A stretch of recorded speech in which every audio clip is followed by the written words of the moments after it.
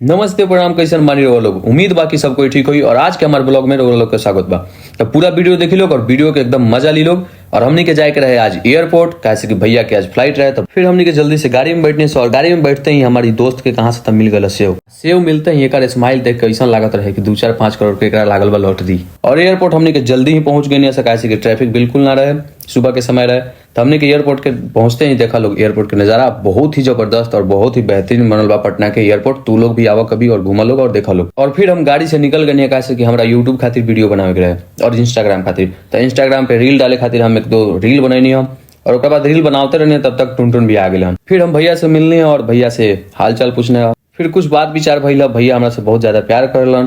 तू लोग वीडियो में देखा थी लोग। फिर भैया के मोबाइल के ओटीपी वगैरह शायद कुछ ना आवत रहे, तो नितेश भैया वो ओटीपी वगैरह ठीक कैलन। और ओटीपी वगैरह ठीक कैला के बाद हमनी के निकल गए सब भैया के छोड़े खातिर। भैया के साथ यहाँ 2-4 गो हमनी के फोटो लेने से हमारे दोस्त बन रहा है ताकत रहे।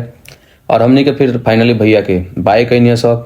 और फिर हमनी के आ गए सब बाय करके अपना गाड़ी के पास और गाड़ी में आके बैठने सब और जल्दी से ही वहां से निकल गए सब। और तू लोग लोग देखा लोग कितना बढ़िया पटना के एयरपोर्ट लागता। एक तरफ से चढ़े वाला बा स्लाइडर और एक तरफ से बाहर निकले वाला। और एंट्री पे यहाँ और चाहे एग्जिट पे तारा टोकन देवे के पड़ला। टोकन देकर हमने के बाहर निकलनी है तब तक ट्रैफिक खत्म होने से पहले हम सोचने अपन वीडियो खत्म कर दी। तो ऐसा ही प्यार दी लोग, लव यू।